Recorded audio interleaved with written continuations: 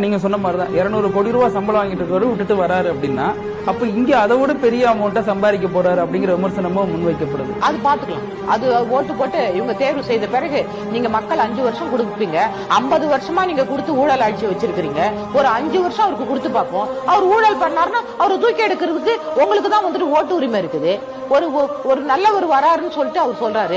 எல்லாருக்குமே இப்படி 50 வருஷமா தேர்தல் அறிக்கை கொடுத்து அந்த தேர்தல் அறிக்கை நிறைவேற்றாத இந்த ஆட்சி திரும்ப திரும்ப வரணும்னு நம்ம போடும்போது யாரோ ஒரு புது மனுஷன் வராரு. அவருக்கு வந்துட்டு நம்ம ஓட்டு போட்டு பார்ப்போம். அவரும் தப்பு பண்ணா தூக்கி எறிஞ்சிடலாமே. இப்ப 2 திராவிட கட்சிகளும் ஜெயிலுக்கு போன கட்சி. இப்ப இருக்கிறவரும் இப்ப இருக்கிற மந்திரியும் வருஷ கணக்கா ஜெயிலுக்கு போறாரு. எது சொத்து வந்துட்டு வருமானத்துக்கு மிஞ்சிய சொத்து சம்பாதிச்சதுல. அதே மாதிரி காங்கிரஸ்லயும் ப. சிதம்பரம் ஐயா ஜெயிலுக்கு போய் வராரு, சிறைச்சாலையில். உங்க தங்கச்சி சிறைச்சாலைக்கு போயிட்டு வராங்க. இப்படி முன்னாடி இருந்தவங்களும் சசிகலா அம்மா ஜெயலலிதா அம்மா செத்து போயிட்டாங்க. அக்யூஸ்டா தான் செத்தாங்க அவங்க. அப்ப எது வருமானத்துக்கு மிஞ்சிய சொத்து சம்பாதிச்சு யாருடைய சொத்து? இவங்க படிச்சுக்கிட்டு சம்பாதிச்சாங்களா?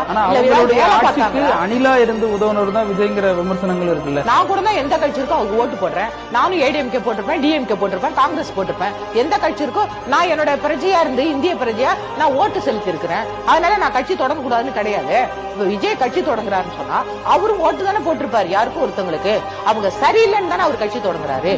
என்னுடைய மக்கள் என்ன வாழ வச்ச மக்களுக்கு நான் ஏதாச்சும் செய்யணும். இன்னைக்கு ஒரு பசியோட இருக்கானா அவனுக்கு சாப்பாடு கொடுக்கணும். இன்னைக்கு வேலை இல்லாம இளைஞர்கள் இருக்காங்களா, படிச்சுட்டு அவங்களுக்கு ஒரு வேலை தரணும். இன்னைக்கு வீடு இல்லாம இருக்காங்களா, அவங்களுக்கு வீடு கட்டி தரணும்.